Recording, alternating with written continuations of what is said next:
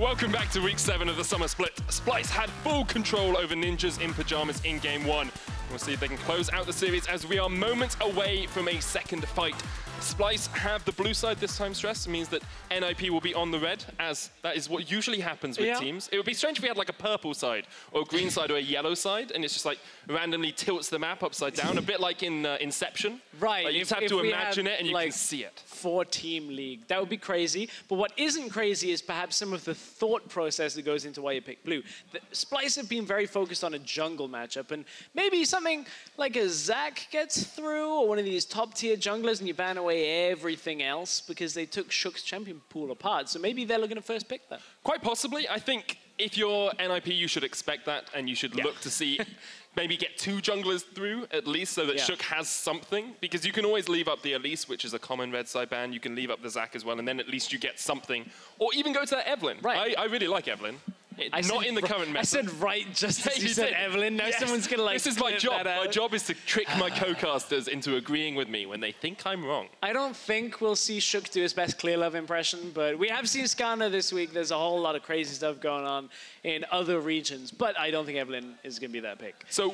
Sorry. Yeah, I was going to say, so the one thing that I think will get through there, if you look at it, Elise is likely banned, xayah is likely banned. So then we get the Cho'gath, we get the Sejuani, the Gragas. These are the picks I actually expect to be available. Okay, well, we are going to get into picks and bans in just a second. I was wondering how NIP now adapt. Like we talked about perhaps getting some junglers open. Do you need to change your entire playstyle? Can you look at just going for a similar draft? Don't ban Gragas. I think it's a good ban against Splyce. Like, I can't really fault them on the thought process there, but I don't think they were anticipating having 5 jungle bans from Splyce's side of things. So with Taliyah off the table in draft 2 and the xayah gone, we're kind of continuing a little bit down the path of game 1, but that Taliyah for Nagne did give Sencux a little trouble at the beginning of the game. Taliyah the most played for both Sencux and Nagne, although Sencux has only got 3 games on it because he's played a plethora of champions across the course of the split, one of the highest champion pools for any mid laner in the LCS. We will have the Tahm Kench ban away as well from Splyce, and Caitlyn removed by the Ninjas in Pyjamas. So nothing out of the ordinary from the Ninjas in Pyjamas bans. I like this Tahm Kench ban because one of the things NIP did very well was when they were playing with the Tahm Kench, it's basically macro play by the numbers. Every time the ultimate's available, you just get 3 people and you go to the side lane and you kill anybody that's there. Not the case this time around. An interesting priority, the Kog'Maw being taken away. Now, is that going to be a Kalista available for first pick for Splyce? Very different draft here, taking away one of the scaling and lane matchups that can do okay. It is interesting, especially since we haven't seen HeaQ play that Kog'Maw at all. Ninjas took away another jungler, and it meant that Splyce will get the Cho'gath for themselves. That, of course, does leave Kalista Thresh available. One thing Kog'Maw is very good at is tank shredding as well, so if Splyce were looking to set up, for instance, a Cho'gath pick, you can take away one of the AD carries that would have done very well. So, for Ninjas in Pyjamas, the Braum has also been high priority, but it is that Thresh that we were coming to expect. For now, though, is it going to be the jungle pick for Sjokz? He's got Gragas, Sejuani, Kha'zix. All of these picks are available. Splyce can't ban all of them out, but it could be the Cho'gath in the top lane if they end up flexing it. It's a possibility. It's something we saw in the North American Challenger series a lot, actually. That Cho'gath being taken top, and then a Gragas alongside it out of the jungle. Trashy, very comfortable on the Gragas, and NIP will realize that. They'll take it away for Sjokz.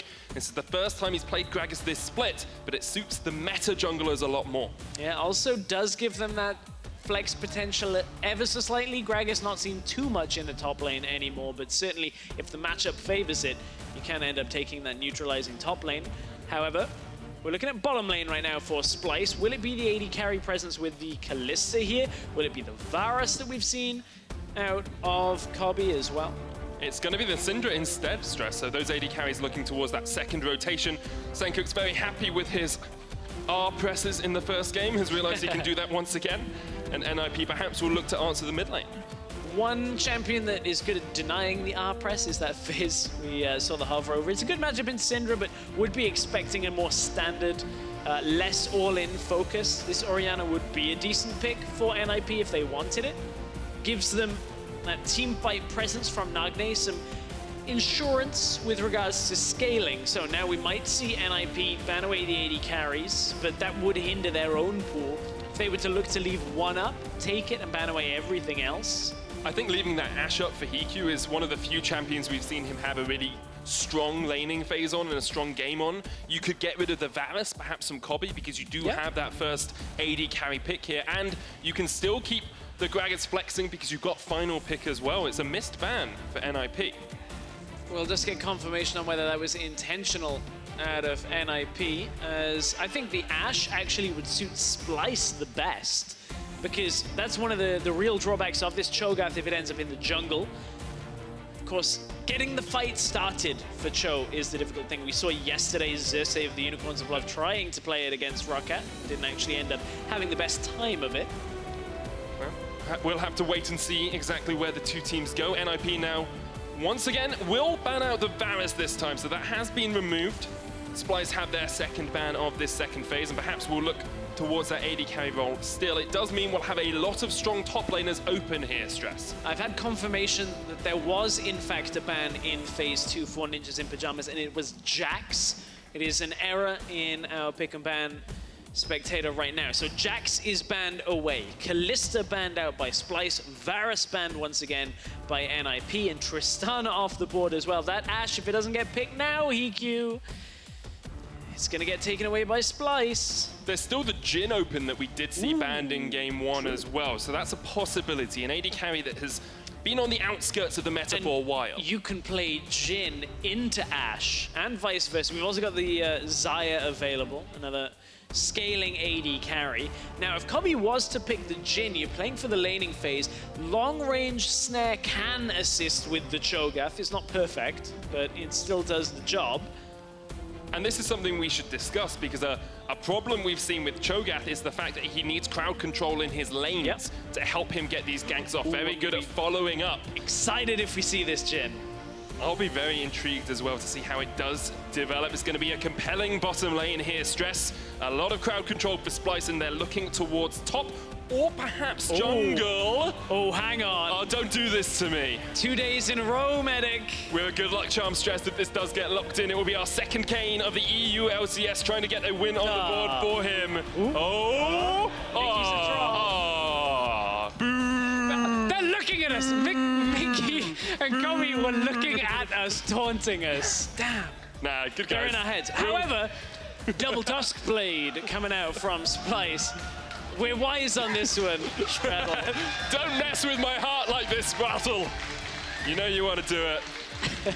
Now, it's going to be top lane Gnar for NIP. Let's bring it back, Stress. Let's have a look at how these compositions have developed. Splyce, great crowd control coming out, and it is going to be a Cho'gath top for them. Right, that's what we didn't end up talking about because of the hysteria over the Kane Hover. Now, Prophet will have the lane phase advantage. Gnar into a melee matchup is a difficult lane for the melee champion, and that is to be expected here, as Prophet should be able to take control of the lane. However, Trashy, early game damage. Sencux, early game damage. Kobbe will have that Duskblade spike that we've seen be also prevalent. So Splyce on the bottom half of the map, very deadly early on. And up against the Xayah, up against an Orianna, these are champions that likely will not be able to contend with that much damage in the early onset of the game. It's a big question as to whether NIP can keep their hopes alive of a series win, or whether Splyce will take another victory once again. It's a balancing act, you have to feel some of the time for NIP. Their early game has looked good at times, Stress. It has looked strong, and if you think perhaps they can translate that early game presence into a win here, make sure you jump on Twitter at LOL Esports. Hashtag NIP win if you think the Ninjas will sneak away their first game, and hashtag SPY win if you think Splyce will sink in the fangs and close out the series. Mickey's a big troll. the grin on his face when I turned to look at Splyce and ask what was going on. Well, we got baited, man. We did. We got totally debated by them there, and we are going to get onto these summoners with for what could be the final game of the day. Splyce are going to take on the Ninjas in Pyjamas. And we'll have to wait and see how this early game develops once again. I want to put particular focus down towards that bottom side of the map. It could be explosive. Yeah, especially on that fourth shot from Jhin. If you compare that with Duskblade as we get the fly through to start things off. And Jhin, typically decent in the laning phase for being a bit of a bully. If you can connect with that fourth shot from Jhin, of course, you get that massive surge of extra damage on the guaranteed crit. And Kobbe should be able to take control. We spoke in game 1 about how much Kobbe and Mikyx love to be aggressive in the lane, set up plays. Well, they got a Braum that can land the Q and combo in with the Kha'zix and the Jhin. I want to see how much they can get done here because HeaQ and Sprattel, they got caught skirmishing in the first game a couple times too often. And something we also saw in the first game was Sjokz priority up towards this top side on this Lee Sin. He was looking for regular ganks up there. Now he's got the Gragas, has a bit more crowd control. Prophet has a winning lane on the top side as well. Will we see NIP focusing more pressure up towards that top side, knowing that the bottom side of the map perhaps won't go in their favor? I think they have to, realistically. I think they really have to get Prophet ahead and get him control of the side lane. One thing I'm expecting out of Wunder, Righteous Glory. Build path now includes armor. It actually goes well against the Gnar and allows Splyce to have that ability to get Cho'gath into the fights. That's obviously a later item. We're seeing the early game super leash start out of Splyce, where Trashy takes the small Raptors, goes over to his bottom lane, having started the red buff for him. Trashy can secure that very easily and look to get out on the map a little bit faster. It's not the option you can have on the red side. You can see Sjokz is going to be a little bit behind the curve. It's intriguing as well, because we've developed this story about Trashy being this tanky, cerebral jungler who thinks about his gank paths and plays around the map, doesn't really go for these assassins. This game, he's on Kha'zix. Sjokz is the assassin jungler. He's the one who wants to go for these aggressive carries. And now he's on Gragas for the first time in the split. Basically the first time he's played a pure tank jungler as well. Did have an Olaf game earlier on and a few Rek'Sai games, but those are more bruisery. This is a pure tank who is looking to facilitate his team. Yeah, and we'll see whether he can actually get the team rolling, get them into fights. While we're looking at an unorthodox matchup in the top lane, I actually want to maybe ponder on some of the reasons we're seeing Cho'gath top lane and how maybe it's not quite as detrimental as I first thought against the Gnar. So Cho'gath's passive gives him a lot of sustain in the laning phase, and his new E, the ability to get % health damage, works very well against tanks. So in mini Gnar form, maybe not exactly the best of damage output, but look at how well Cho'gath is farming now. Hasn't missed a CS yet in this game, and is full health against a Gnar. Now, Wunder has been trading mana for that privilege to do it, but certainly not the anticipated result for the first couple of waves of minions of this matchup. And I want to keep a look now as Wunder and Prophet face off head-to-head, because Trashy is still around that top side. And it's Trashy who's putting the priority up towards the top side to start us off. He went, stole away the Krugs, perhaps looked to see if he could get a gank on towards Prophet. Wunder is pushing in that lane. Cho'gath, of course, very strong with the Bramble Vest as well, which can work into a Gnar because you get that grievous wounds every time he attacks you. Yeah. You get the damage back. And we'll have to wait and see how this develops for the teams. Yeah, I'm really looking forward to seeing the itemization in here in the top lane matchup specifically. As we see Sjokz head towards the lane, I don't know how much they're going to get done here, because look at the vision control out from Splyce. Wunder will be able to see Sjokz, because Gragas doesn't exactly have the most different of entries to the lane. They're going to get into the lane here if they can get Wunder. Wunder's push forward, will flash away. Sjokz does not follow up, but there's the warp, and this could be Wunder falling for first blood. Great rupture. The red buff slow into a building. NIP with first blood once again. Exactly what we wanted to see from NIP. Get Prophet ahead, get the kills up in that top lane, and exploit this Cho'gath, who for the most part has been pushing for the first few minutes. They get the kill, and that is exactly what NIP needed to do. And it's a weakness of Cho'gath as well. We talk about his strengths, also have to talk about his weaknesses. Trashy is going to get on towards Nagne here, who melts him down quite a lot, actually. Getting a lot of damage, flashes for it. That's not enough with the final auto attack. Nagne got a little bit baited by the fact he has this Storm Raider surge, was able to just keep gotta go fast, stick on to Trashy at that point. So this is a top lane gank. We were talking about how maybe because of the ward it would have been enough, but look, Wunder takes a lot of damage off the first hyper proc, and then from there Prophet is close enough to flash wall up, gets the damage down, and it's just the case of lining up the clock. Is it the clock? He's gentleman now. I think it's a clock tower, isn't it? Yeah, it's clock tower probably. It's a type of building. Just throw Maybe it's Big Ben. Maybe it's Big Ben. We'll go with Big Ben. And with that kill, NIP now have 16 first bloods in their 20 games for the split. One of the highest percentages in the league, in all honesty. I think just behind Fnatic right at the top. And this is the NIP early game that we extolled in the first game, Stress. This is where we said they get their advantages, and this is where we want to see them snowball from, because they do have a lead. They do have 300 gold at the 6-minute mark, and they do have the opportunity to gank top once again. They can maybe get that Gragas into the lane again. I've been told by our stats team it's actually the highest, so maybe they give you misinformation, man. No, it wasn't them. They never get things wrong. They didn't give me the information. I was trying to work it out in my head, so it's my math skills being awful. Trying to save you. Lantern is going to come down here for HeaQ, but he cannot click on it. The heal comes out. Ooh. Hook actually onto Kobbe. Does not have the final shot, and HeaQ flashed away. HeaQ needed to flash out. Of course, the reload was coming from Kobbe. Couldn't quite get that last bit of damage out. I feel like I'm going to get reprimanded by our stats team for even daring to say. Don't doubt the stats team. They'll just give you misinformation for the next They're going to feed me just really bad stats. Very small bits of misinformation that make you sound like you haven't quite done your research correctly.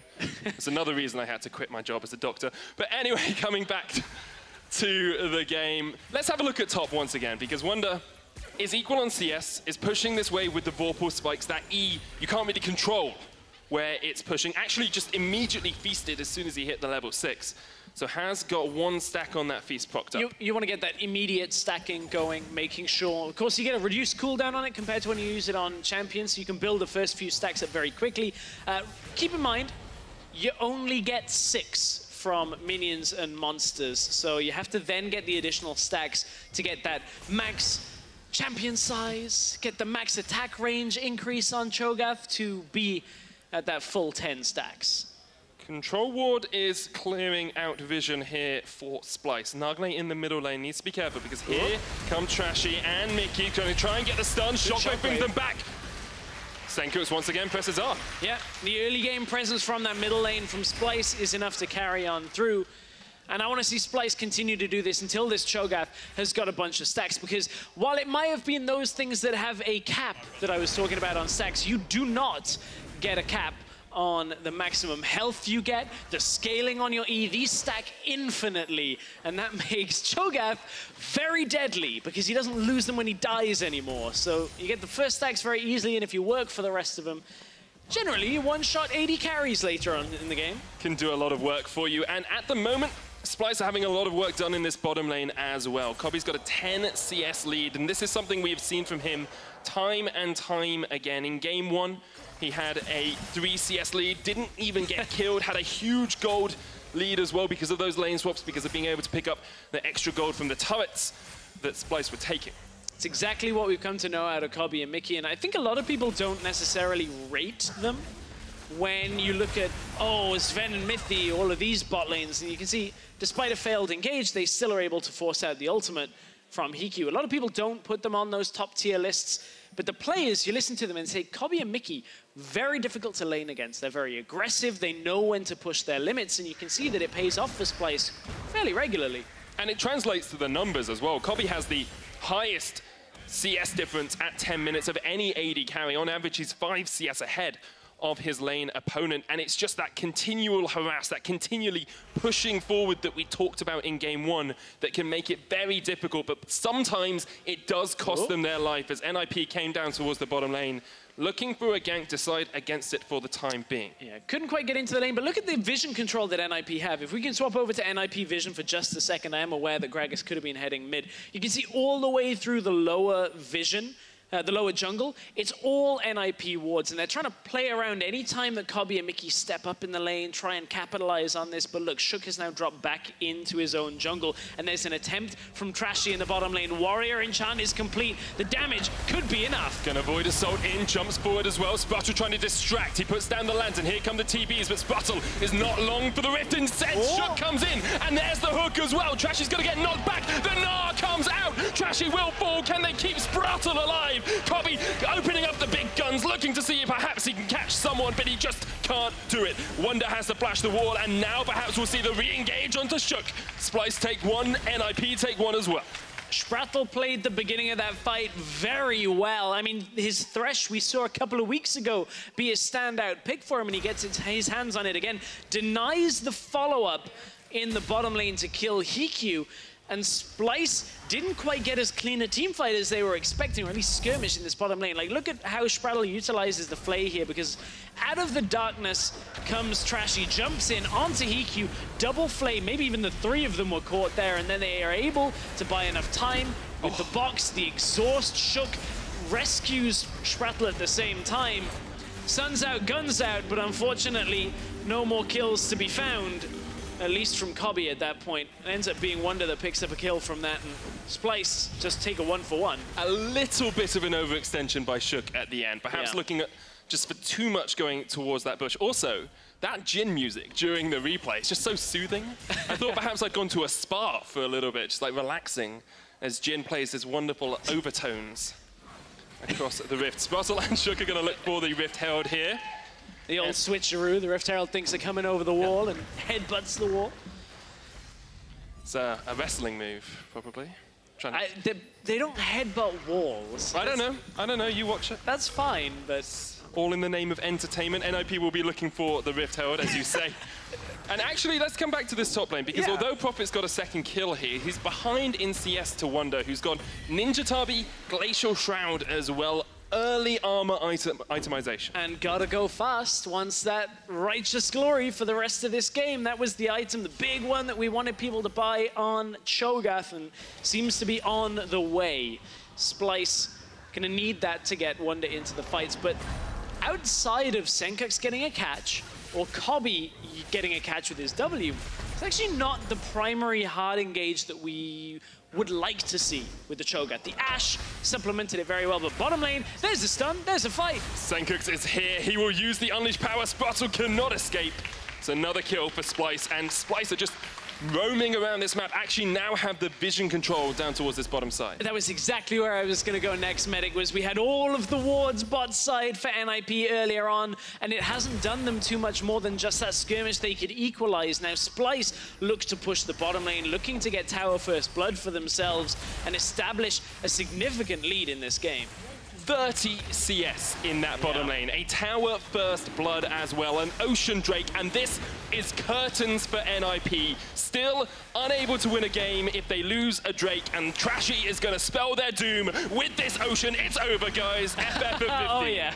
The quick stat coming back in again here with the never lose the dragon in a win. I'm not so focused on the dragon right now. You know what I'm focused on, Medic? Wrestling, probably. No, the Duskblade. The Duskblade on Jhin. It's finally here. Duskblade has arrived, which means he's going to walk into a fight and just hit somebody really hard.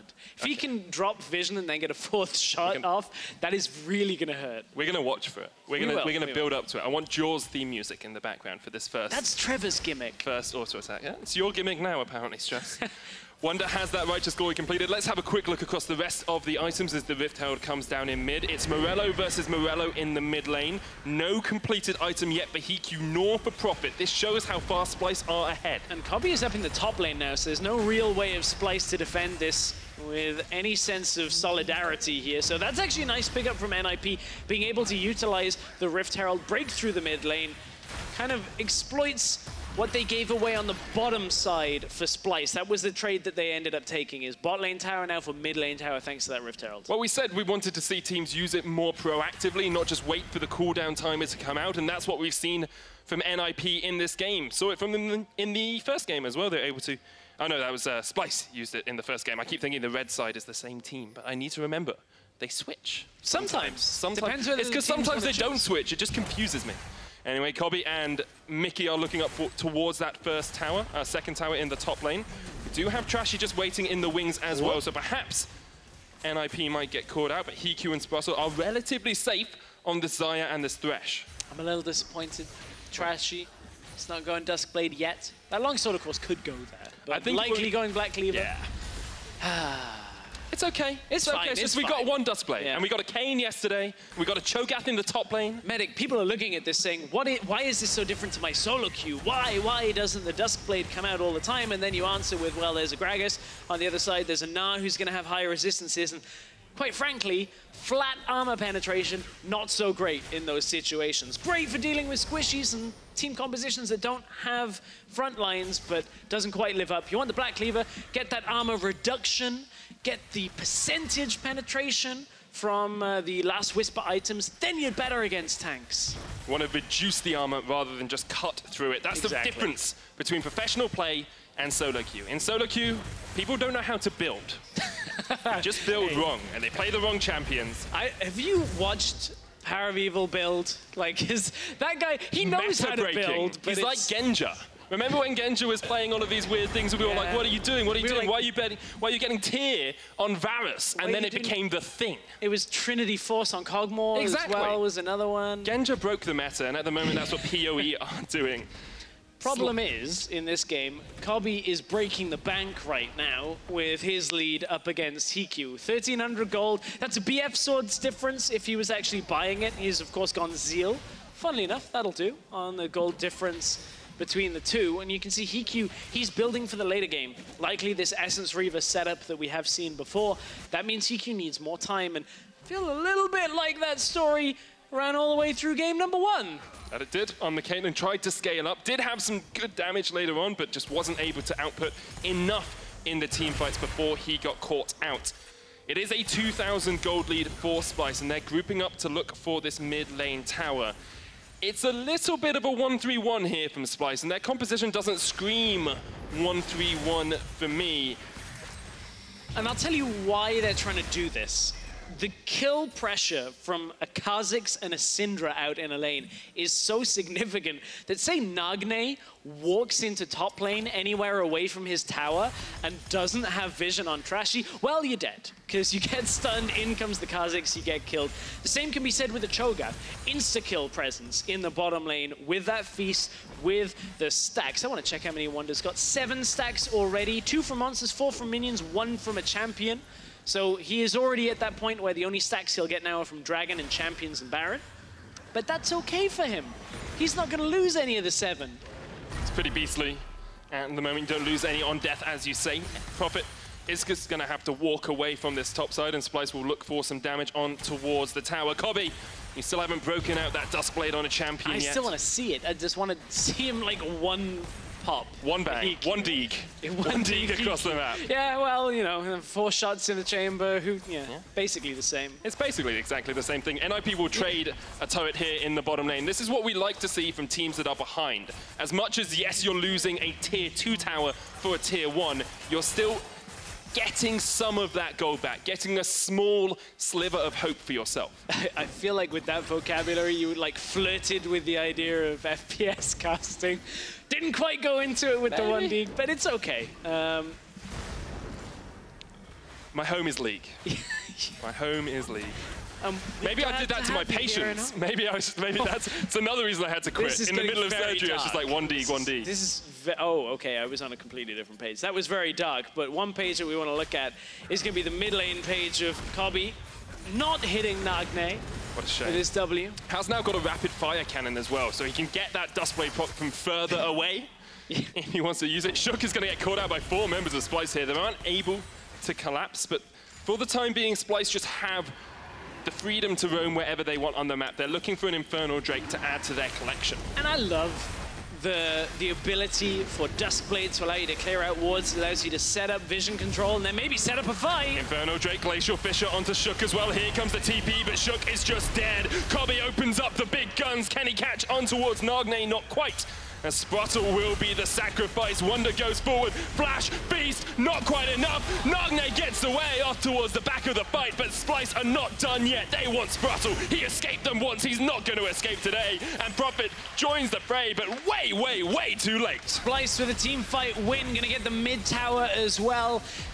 Wunder will be upset he doesn't get an extra stack from that, but Splyce will be happy as a whole because it's all going in their favor. Baron is spawning, and that is a bit of a risky objective right now, considering that Feast is no longer available. But look, Splyce start the team fight off. They actually deny a lot of the escape there, as if they'd have taken the Lantern, they would have got caught. The Ruptures there, you've got the Silence in the team fight as well. Those are the presents that Cho'gath can bring, and ooh, not without the enough. heal, he dies. Yeah, without the heal, it would have been enough. There's actually that indicator. I'm pretty sure that's probably what baited Wunder, is if that indicator comes on, you know you can get the kill with Feast. You see like jaws underneath the champion. Cues up the animation. And there was a great shockwave from Nagne in that fight, which is why he did so much damage. Actually hit onto 4 members of Splyce, but he just doesn't have the items behind him yet. And once again, we see Splyce with a gold lead at the 20-minute mark in the 7 games. 8 games, in fact, 8 games. Trying to do maths in my head, I told you this goes badly. In the 8 games that Splyce have had a lead at the 20-minute mark, they are 7-1. They have won 7 of them. They have lost only 1.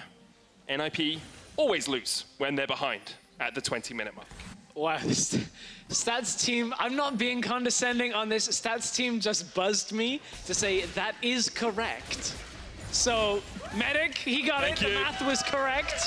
Congratulations. Thank you. I'm not trying to be condescending, but I thought I'd let you know. I think it's important. They're here for you. It's a safety net. Yeah, it's important to remember these things, especially since I'm trying to do it from memory a lot of the time. Splyce are going to set up towards this Baron. Look at the lack of vision for NIP. They have no idea where Splyce are until they put down a ward, and then they know. But that is correct. That is correct. I wish somebody would buzz me every single time and be like, yeah, you said something that was correct. That's great. It's like positive reinforcement. Exactly. So for Splyce, one of the reasons why they can afford to go over to the Baron pit, we talked about that. Feast, of course, does a significant amount of damage. 2 monsters as well, at 1,000 damage. You can just easily eat that Baron down. That means that NIP have to be very cautious of the fact that Splyce can get it quick. The difficulty they do have, though, is the fact that NIP are starting to get a little bit closer to scaling in this game. They're a long way off still, but now that Frozen Mallet is completed for Profit, it means he does assume a little more control on the side lane. They gotta be careful of that. And that's something I want to see a little bit more from Profit. Yes, you can join team fights. He doesn't have teleport at the moment, so he's a little bit more grouped with his team. But we saw in game 1 how strong that Camille was from Wunder in the split push. Profit now has the lead. He's ahead on items.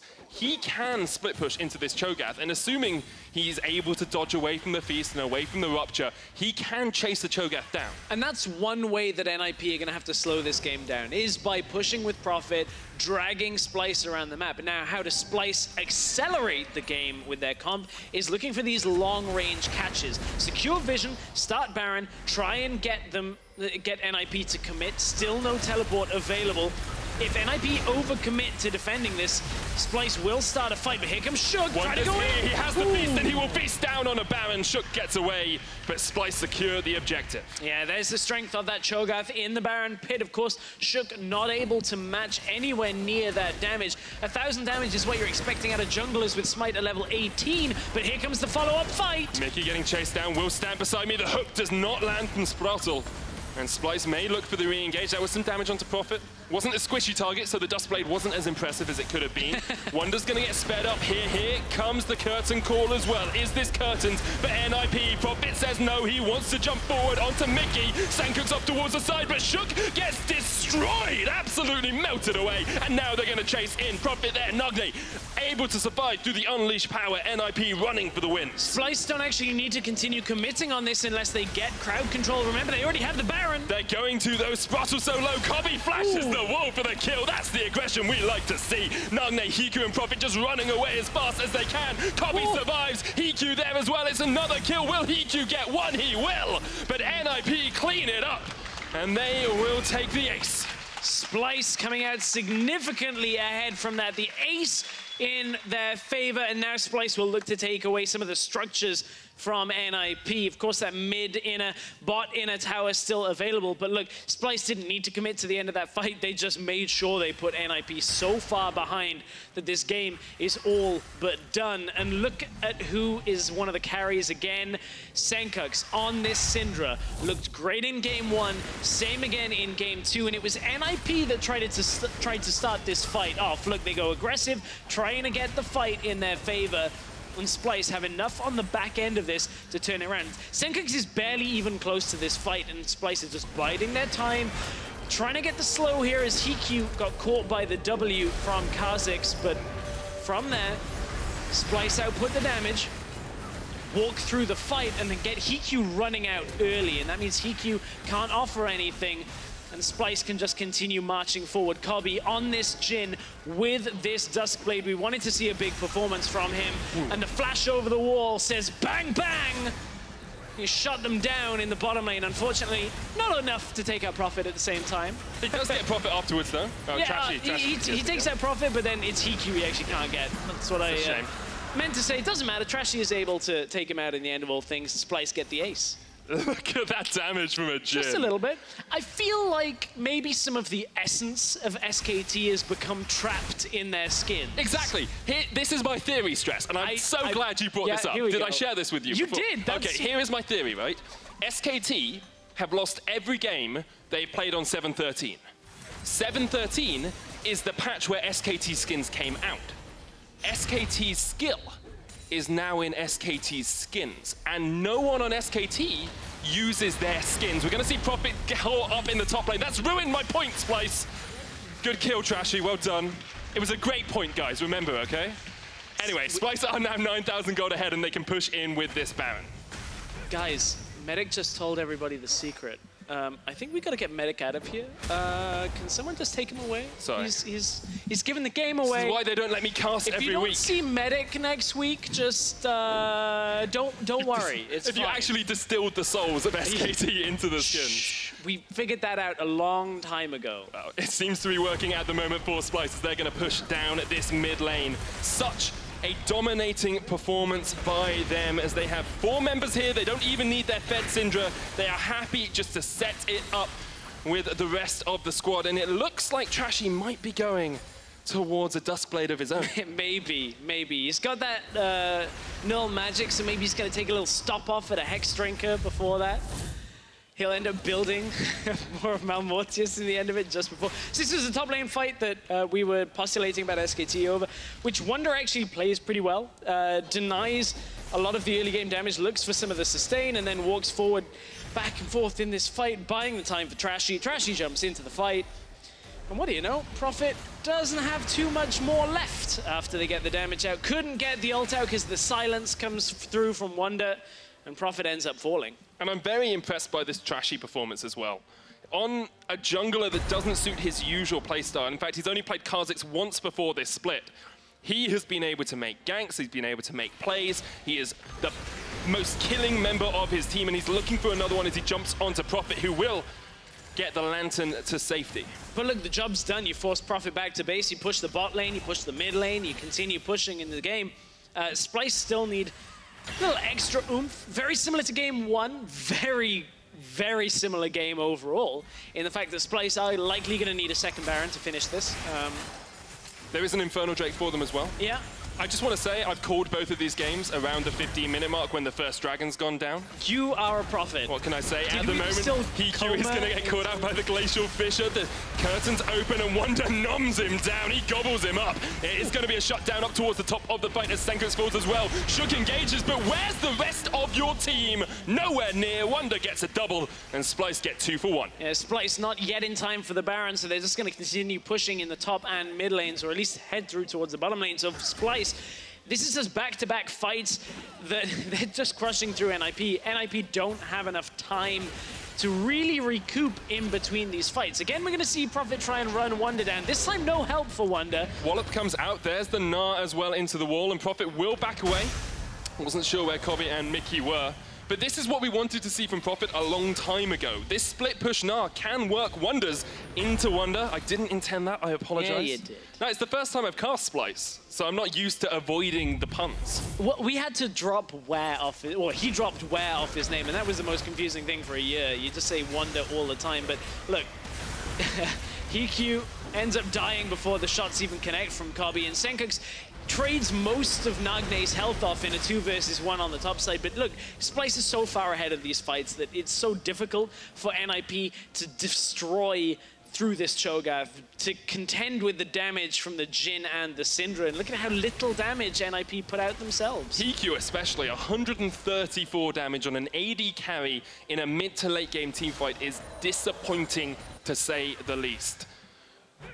coming back to sort of where things went wrong for NIP, you have to feel that Sjokz just hasn't had the impact he would have liked on this Gragas. His body slams have been prioritized towards Mikyx. We will see Sprattel caught off towards the side. Mikyx is going to get knocked back, but once again he escapes. Sprattel dead to Sencux. 14 kills to 4 for Splyce now, and they don't look like they're done. For the time being, they don't want any more. Very composed by Wunder in the bottom lane and the rest of Splyce, because Mikyx looked like he was going to drop, but Wunder didn't even start channeling the TP. Look at how much Wunder just pushes the lane, just walks up 2 autos, walks back away. This Cho'gath is huge. Currently on 9 stacks, is dealing a lot of damage. That E is doing 8.5% of the enemy's damage right now. 8.5% max HP health, yeah, on each proc of that E, and you get 3 per auto, per set as well. So it's an incredible amount of damage. Scales infinitely, and at the moment Splyce are looking to scale into the late game with a Baron. They will disengage from it for the time being. Profit pushed off towards the side by Sencux. Here comes the engagement. Wunder, HeaQ! Goodbye, my son! Nothing you can do against Wunder when he wants to numb you down. And Splyce will take another kill. That's disgusting. It's gross. That is so disgusting. That's the sort of thing, like, in a solo queue game, I would be just spamming FF now. I'm just like, I'm done. I can't play against the Cho'gath this game. So, Wunder has 4,500 health before Stoneplate. Then he pops Stoneplate. Probably around 7,000, but look, Baron has been started. Smite cam is up. Yeah. Mikyx there, Gnar into the wall on Wunder as well, and Splyce will have to stop the Baron as they catch out Sjokz. Wunder still unkilled, Mikyx gets another, and this is Splyce just cleaning up. They will get the delayed ace, and perhaps they'll look to break the base of NIP. Splyce is just going to push through on this. There's no way of stopping them. Only HeaQ lives. And look at that cooldown on Feast. Medic, if HeaQ gets too close to Wunder. Now there's no Stoneplate. You can take him, HeaQ. Wunder, full health. He's just going to pop that right. Oh no, doesn't have Righteous Glory yet. It's not quite going to be destined for that Feast. Splyce might just look to close the game here. Look at him. Stress. 19 kills to 4. Oh, I see. It was the Duskblade proc. We got what we wanted. We got what we wanted, and Splyce are going to get what they want as well. They'll take the Nexus turrets down. They will look for the win. Easy peasy lemon squeezy say Splyce as they take a comfortable 2-0 victory over NIP. That was convincing out of Splyce. From the minute the game started in Game 2, it realistically looked in their control. 7-1 and 4 for Sencux. Good setup through the game, and this Cho'gath in the top lane was just too difficult for NIP to deal with. Maybe it wasn't from the minutes they started. NIP did have that one gank on the top side that took out Wunder, but then Splyce just grouped very effectively and pushed their lead very well. And it was the sort of performance we wanted to see from Splyce as well. They face up against Misfits on Sunday this week. A big match for those middle-of-the-table teams challenging for the playoffs. Perhaps even a quarter-final in the offing, a semi-final in the offing between these two teams. And the winner of that will be a lot more confident coming out of cross-group play. Looks on the up for Splyce. When you look at a performance like that, sure, it was against a team they are expected to beat. Anybody that predicted a 2-1 probably was discounting Splyce a lot on that, but I think I want to see them against some of the tough competition that you're talking about. Potential semi-finals setups. That's what I want to see from Splyce, because that's been where they faltered, is where they don't get these significant early game advantages in the lane. And they just managed to really outplay through the bottom lane, through the middle lane, outplay NIP and get what looked like quite an easy win. Well, the questions we asked about Splyce coming into the day was could they play around their draft? Could they match the expectations that are set in that drafting phase? And their draft today was very strong. They got exactly what they wanted, and they actually played to it as well, which is what I love to see. Their early game in both games didn't need to be strong because they scaled into mid, and when they got to that mid game, they were able to take the advantages they needed. So a lot of fun stuff today. Lots of things I want to hear the Analyst talk about. Yeah, Splyce pulled off a powerful 2-0 victory against the Ninjas in Pyjamas. Let's check in on the Analyst desk for more on today's series. Thank you very much, guys. We are just setting up for an interview with some of the Splyce boys, of course. So we can talk about a couple of specific things, but I first want to start with Cho'gath. Obviously, Alphari, we saw it in the top lane. We'd previously seen it in the jungle only. In general, what do you make of Cho'gath top, and what do you make of it in the matchup versus Gnar? I think Cho'gath top is generally, like, it's a good pick, Cho'gath. It's a really strong flex pick. It's like a top tier jungler at the moment. And most of his matchups top lane, they can just farm because of his passive. And he has like fairly low mana costs on his spells. So he's kind of safe for laning.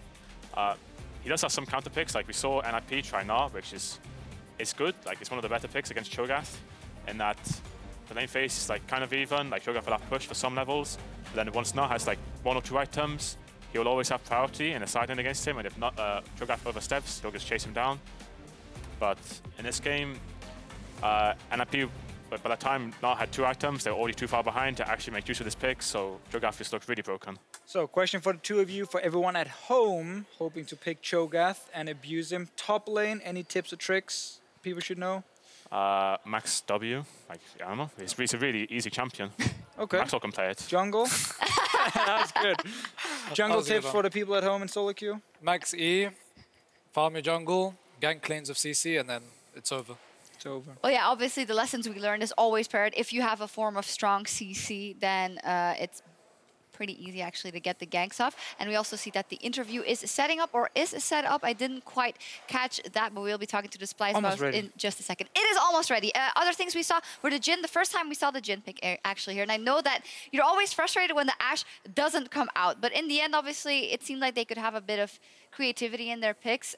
So do you think the argument of I feel like I'm not doing any damage on Ashe is something that should go? Because she does provide so much utility, and it is something that slapped EU around at Rift Rivals as well. And if she can actually get to sit in teamfight with her Q, she does deal a lot of damage, but it's hard to play her.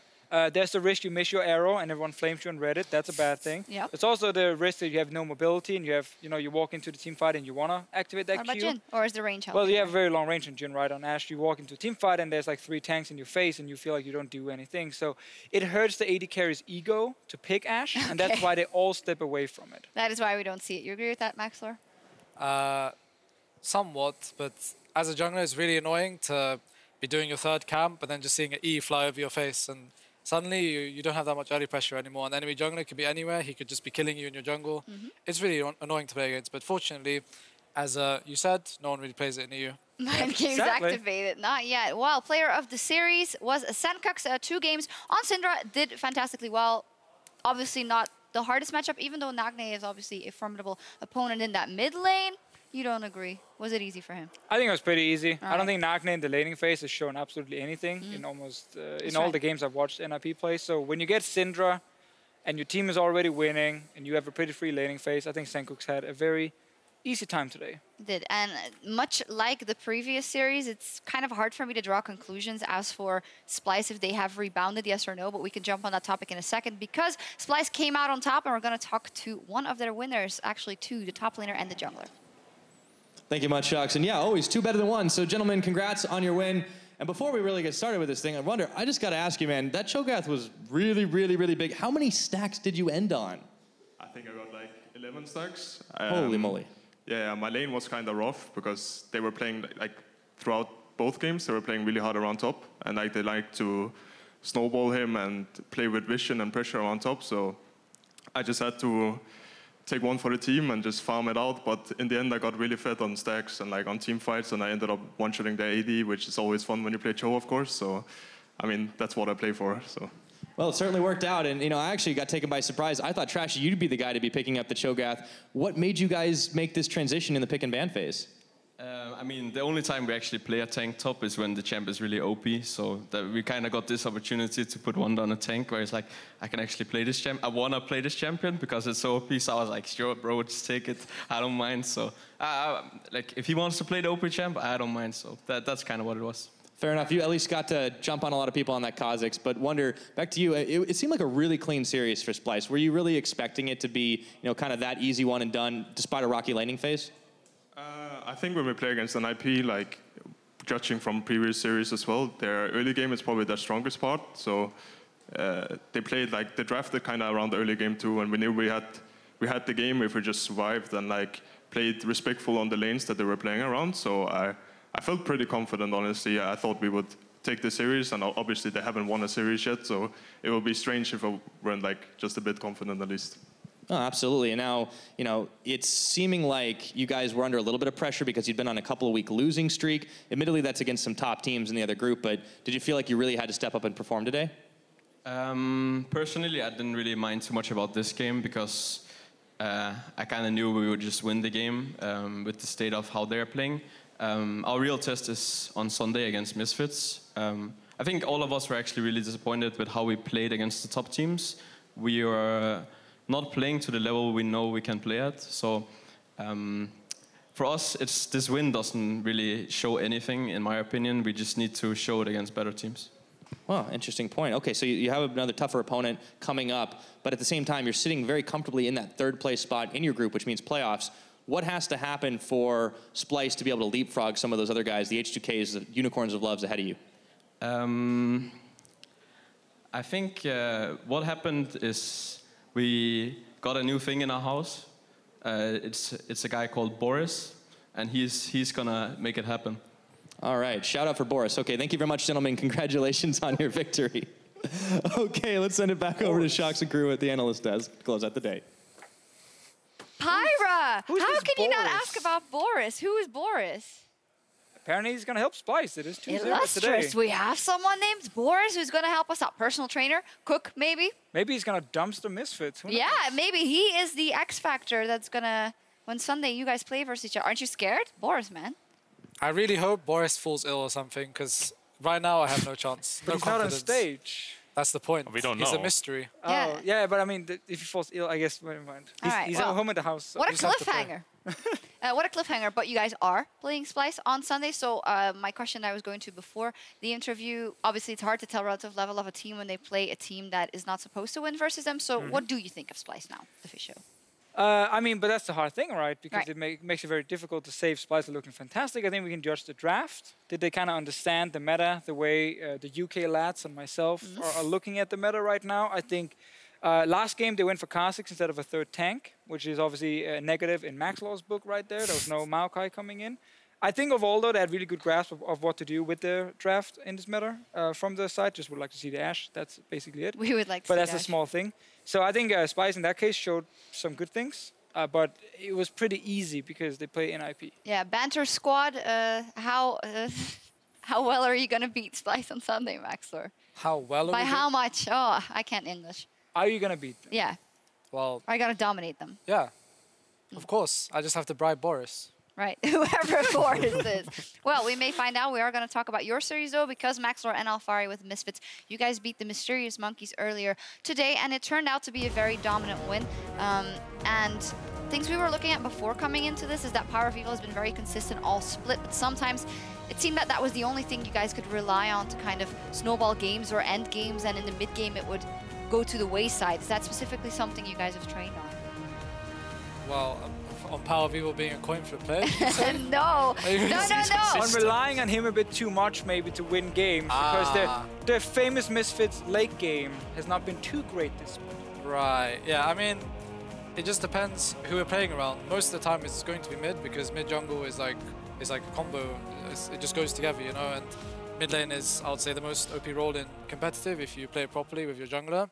So obviously, if you're playing around your mid laner, which I think most teams should, or some teams already do, like H2K and G2, then you can pick up a lot of wins. On occasion, you can go top and bot, but it's mainly mid lane and jungle. Yeah, player of the series was Gnar. Meta-wise, it seems to fit you guys, and we always say that when Gnar has these champions where he can just totally engage the fight and make something happen. How do you feel you guys do in the meta right now, Alphari? I mean, I know Gnar likes the meta at the moment, being able to play a lot of these tank supports. That's kind of fits his playstyle. He doesn't like the caster supports as much. So champions like Braum, Thresh, he likes them a lot more. You know, he likes to be able to engage, make flashy plays. It fits his playstyle, and he's really good at engaging. Max was Don't trying worry, to be he careful. didn't leak anything. Yeah. It's pretty obvious that Gnar prefers to play engage support instead of Karma. Pretty obvious. I'm just holding him back here. He might fine. have said a few more support picks. Yeah, but it's- Maxlore is trying to not have Alphari give too much information to the enemies. Maxlore, you have been very outspoken about how you feel that in the meta, it's very much ARAM meta. Everyone can go mid, and if you have a better comp, you can just beat them. Or was that paraphrased incorrectly? Well, it's not only about the better ARAM composition, it's more playing the early game with these tanks or these picks that are not so great early game compared to a Kha'Zix or something, and then just getting to mid-late and just playing them really good, understanding macro better than the enemy, which I do believe we do, but we just need to be more consistent in our drafts and our gameplay, and we should be able to conquer Europe. So, Alphari, last split, you came in as a rookie, hot name, everyone talked about it, won every laning phase, was super dominant early on. This split, it's been, in the laning phase at least, like somewhat average. We haven't really seen you like dumpster other people. And I'm saying I'm not flaming you by any means. I see your reaction, Maxlore. What has changed in your role or the way you're playing the game compared to last split? I mean, the obvious answer has to be, you know, kick out Maxlore. Probably, I'm hoping you were going to say Maxlore that. is, you know, better late game, but early game he's maybe, you know, not as helpful. So. Well, but Maxlore helped you throw a 7,000k gold lead versus H2K though, so I don't know. That was impressive though. Yeah, that was impressive. Actually, I don't know why we kicked Kakao. Apparently camping top is just not enough. I mean, in our Unicorns of Love game, I was Gragas against Elise, which you're meant to lose early, but I sacrificed my own farm to counter gank top lane, get my top lane ahead, and unfortunately, I would say some players were born to carry, others should just stick to tanks. Waiting for Maokai top to come back, Misfits and win worlds. I feel like this might spark some heavy discussions within the Misfits team. I mean, you know they're sitting home in the gaming house watching this and they're laughing. Yeah. Because they obviously deal with these guys, lads, whatever. Banter, indeed. Let's take a look at the standings. Not that much banter. It's getting serious. Misfits Gaming strengthening their position in Group A. Obviously, G2 is back on the board and they're playing better, so that must be a bit scary. And I'd also like to turn the attention to another bet. I think like the Deficio just attracts bets. He had the slap bet. He had the haircut. He had the haircut bet with perks for not dropping a game. And now you guys are talking about Misfits getting to Worlds, which is, I think it's a bit disrespectful to make a bet out of it because this is their one-year plan. This is their goal. This is what they're playing for. This is what they're funny. That's why it's funny. Run us through the bet. Maxlore is saying that Misfits will make Worlds. I'm saying Misfits will not make Worlds for the sake of the bet. I'm not saying they can't make Worlds. That's not what I'm saying. They also had some trouble coming up with what would be kind of the bet, what anyone would have to do. So if you have any ideas, tweet at Deficio, tweet at Maxlore lol, I think it is. Or is it MSF Maxlore? No, it's Maxlore lol. Maxlore lol, and Maxlore say lol. what you want the bet to comprise of. But seriously, that is the one-year goal. And obviously, that is what's constantly being referred to when we talk to your team. So how much are you constantly kind of thinking about that? Is it going to be a huge failure? What if the three teams that stand up just turn out to be better at this point in time? Well, I'd say our mindset is just not to go in and be scared of every other team getting better and just focus more on ourselves and try to get better ourselves, because we all believe that we are one of the low-key, one of the best teams in Europe. We just need to put it off on stage. Right. Well, I actually want to ask about that because I hear that from pro players now. I feel like every second week for the last 3 years of scrims are awesome, or what we're doing in scrims doesn't translate to stage. How do you try and translate it to stage? Like, what's missing? Is it people are not playing as aggressive? Is it the shot calling breaks down? Alphari, any idea? Like, why is it so different in scrims compared to stage? I don't know, to be honest. I don't think there's like a particularly big difference between playing in scrims and playing on stage. Perhaps people play a little bit more scared, like a little bit more reserved, particularly during the laning phase, the early game in particular. But yeah, I don't really see a difference. I mean, it could also be that in EU, like, it's easier to win scrims than it is on stage because there's the whole never give up on stage, but in scrims it might not be like that. But I believe we're a team that plays very similar to in scrims as we do on stage. Sure. However, we still have things we need to work on. We've done pretty good for our drafts this week. We've improved them a lot, in my opinion, and we've kind of laid down an agreement between all 5 players of champs we should all play and what our comp does and what we should aim to get out of every game. So we just need to keep working together, I guess. And when we draft a new composition, maybe to counter this ARAM meta or whatever, then we need to sit as 5 again and work really hard. And I would say there's more to League than just playing and possibly watching solo queue replays or whatever. I'd say you have to watch a lot more LCK, which lots of teams don't. And you have to brainstorm more and talk more as a 5, have team meetings and just make sure that you're all on the same page. Because sometimes if one person is crumbling in terms of there's a game plan and he doesn't agree with it, then the whole team will fall. All right, and a cornerstone of all that is obviously scrims as well. And I can't count how many times we've heard a team speak out on the fact that scrim culture in Europe is sometimes a bit crap, and you guys always allude to it, the fact that people turn to FF quickly when it's not going their way. So is it looking up? But you don't, obviously, no, you're not in the scrims, but... No. Is it looking up, the scrim culture? I mean, we try not to FF, even though we might want to. Yeah. But other teams still FF a lot. Well, is that really what it is only? Like, because you always say like, they're more aggressive in scrims than they are on stage, which I can understand. Testing limits. Testing limits, exactly. But is it mostly just giving up when the game seems unwinnable? I think so. Like, in scrims, it's a lot harder to get practice closing out games, I would say.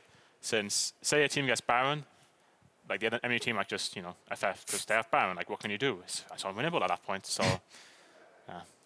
Is this just a lack of discipline from European players? And I'm sure this problem also happens in other regions, not just in Europe specifically, but not being able to sit down as a team, as 5 members, all 10 teams in the LCS with a coach and managers and all they got and say, for the next 5 hours, it's focus, try not to tilt, it's just practice, but still like focus and don't actually FF the game. Like, that seems like something that should be doable. Like this late into League of Legends as a professional game, like we are 5-6 years into like the professional seasons. I'll say it's more because they want to practice and stuff, but once one team gets an early lead when they shouldn't or something, there's a whole mindset of if enemies play perfect, there's no counterplay, you know. But there's no. I would say people don't believe in the fact that enemies can make mistakes and don't think of ways to punish them. Like Fnatic are pretty good at that. And secondly, I would say it's because people think it's a waste of practice after messing up so many times. Just say if you just get lose 8k gold lead in scrims, most people will just FF, right? But we lost a game when we had an 8k gold lead. Yeah, exactly. So. Aren't there enough examples to counter that in professional play when there even shouldn't be as big of a lead? So I don't know. I would just say, as I said before, in scrims, you really don't get anything from winning. You don't get a reward. You don't get a point closer to playoffs. You don't get anything. It's just like maybe personal feeling for some people to win. Like I love winning, so it kind of sucks when you lose. Yeah, but it's about the gains in terms of practice and experience. Yeah, because right? I mean, your reward obviously comes during LCS then, but you don't notice the improvements. Yeah, but some people still have the mindset of like, oh, it's useless practice after we get to this point, you know, like just go next, you know, which is, I would say, time efficient if the next game is going to be really worth it. But normally it's like, if one team FFs at 10, it's a continuing trend for the rest of the day. If you play 20 scrims in a week, how many of those are useful, you think, in your eyes? To be honest, even if the enemy's FF or something like this, I think mostly when it comes to scrims being useful, it just depends on your own team. So as long as we perform the same and learn something from every game, so like we don't randomly get caught when we're not supposed to, then we will always learn something, right? But if we're going through the scrims and making these mistakes, skipping out steps for vision, for example, that we normally wouldn't, then yeah, it's a waste of time. And I wouldn't go as far as FFing. I'll just like redo the whole process again and like be more disciplined about it. But I would say, as I said, just to close on the point, if you want practice, you just have to make sure as a team you perform the best. And even if the enemies are inting, you're still going to learn something. Alphari, as a pro player now, you obviously joined in Spring Split as a rookie. You're still 17. What is a normal day-to-day kind of schedule for you in terms of like, do you have a set time you have to wake up and start practicing solo queue into scrims and VOD reviews and team meetings, or like what is a normal day for you? Well, we do have a set time we have to wake up at 12, but I like to wake up a little bit later than that. Okay. And my coach doesn't like it, but you know. When does scrim start? Discipline. When does scrim start? It starts at 1, 2 sometimes, depending on the enemy team. And then we'll scrim for like 3 or 4 hours, and then we have a break for like 2 hours, then we scrim the second block. 6 p.m. And then we play solo queue, and then... So when are you done with scrims?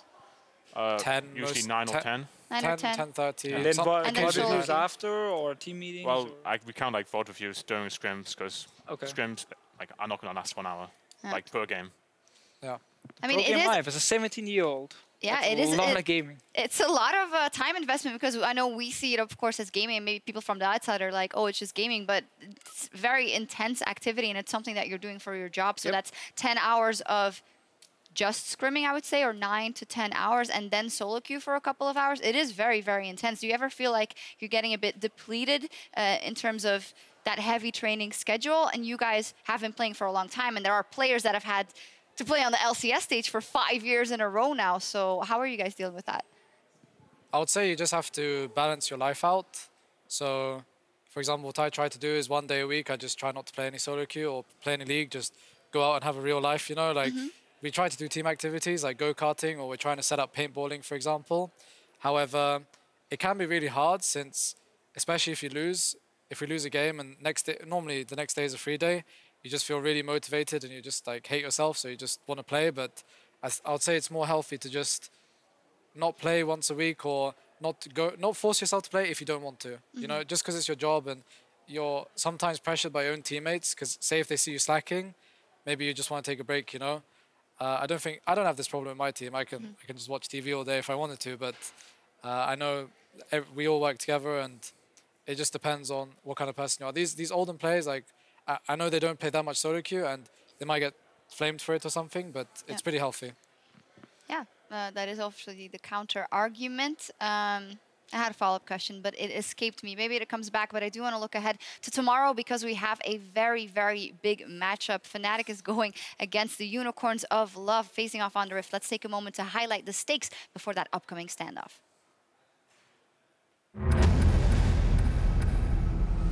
It's time to get into game 1 between Fnatic and the Unicorns of Love. It's up! Unicorns get the Baron steal! All of a sudden, Unicorns with 2 quick kills and 1 outer turret remaining.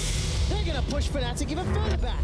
There's a Chachi's going to go low. Teleported down to 1200. Picked up by Fnatic. Chachi's going to go low. Teleported to Raptors. I cannot understand this game. Done it. Unicorns have beaten Fnatic. 33 minutes. Fnatic taking over the Unicorns.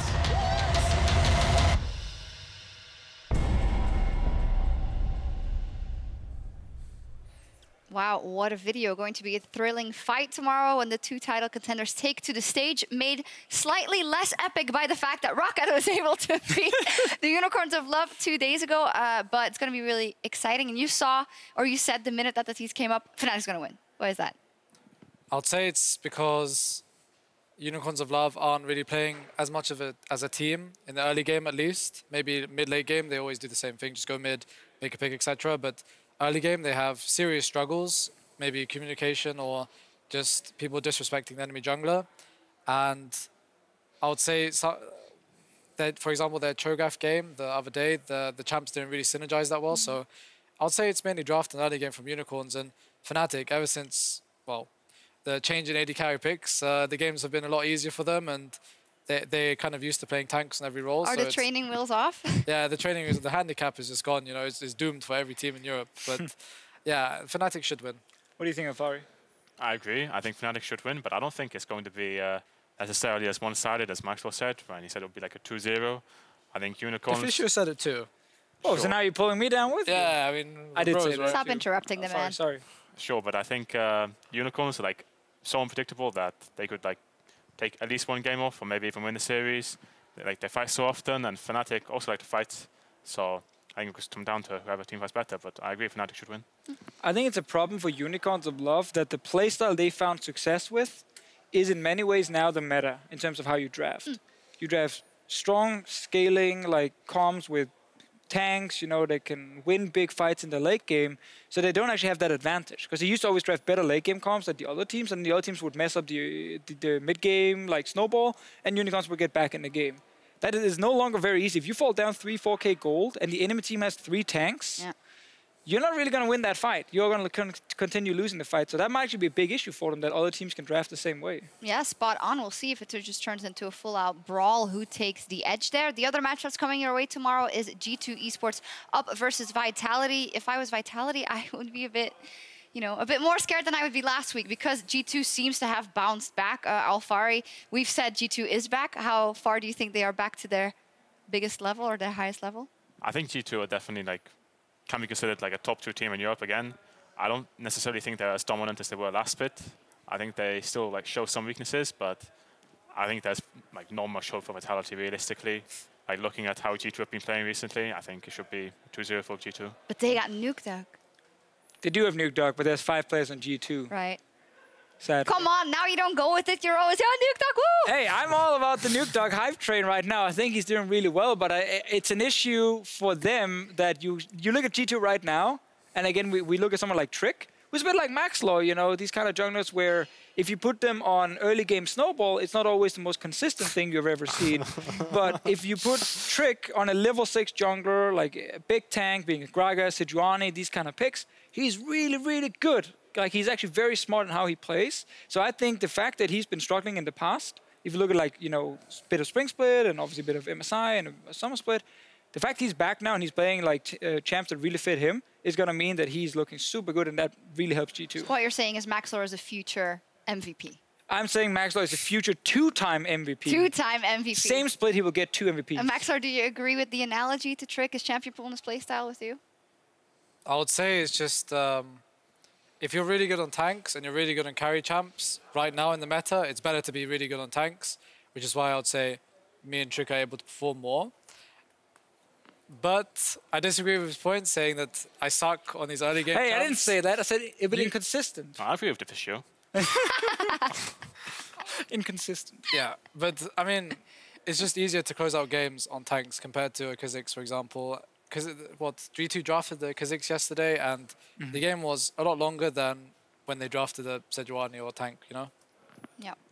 I'm sad we have to go. The banter was most fun, enjoyable and also fantastic insight on scrim culture and whatnot. So thank you guys very much for joining me. You as well, Deficio. As always, a pleasure. It's time for us to call it a night here from Berlin. Thank you very much for watching, and we will be back tomorrow for an action-filled day in the EU LCS. See you then.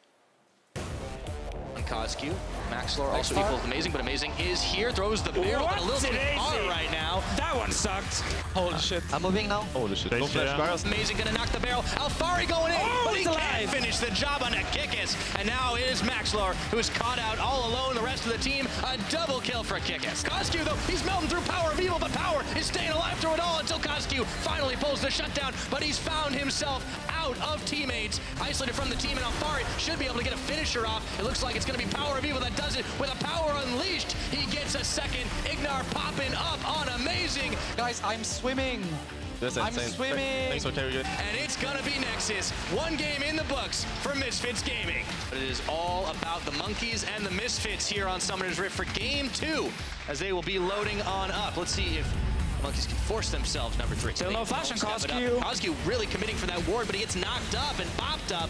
And now flashing forward is going to be Gnar, unleashed the power, but it's not going to be enough. Yuki flashing away after the Featherstorm. They are tanky enough. Pull them together. Now Kiss, says Maxlore. And Amazing is going to be caught by himself as Kikis gets knocked away. Mysterious Monkeys, Dreams trying to get away desperately away from his own base as Power coming up with a double. This Orianna is Orianna. Ah, Yuki! But you KS everything, by the way. Holy moly. I have one more kill on Yuki for the ace, and Misfits close out 2-0. No flash on K. Okay. I got lean.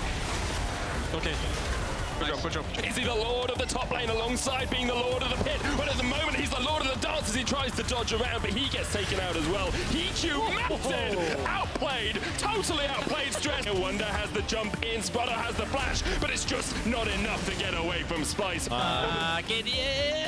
Couple more kills to close it out. They'll get the ace, they'll get the Nexus, and they'll go 1-0 up. Nagne, HeaQ, and Profit just running away as fast as they can. Kobbe survives, HeaQ there as well. It's another kill. Will HeaQ get one? He will.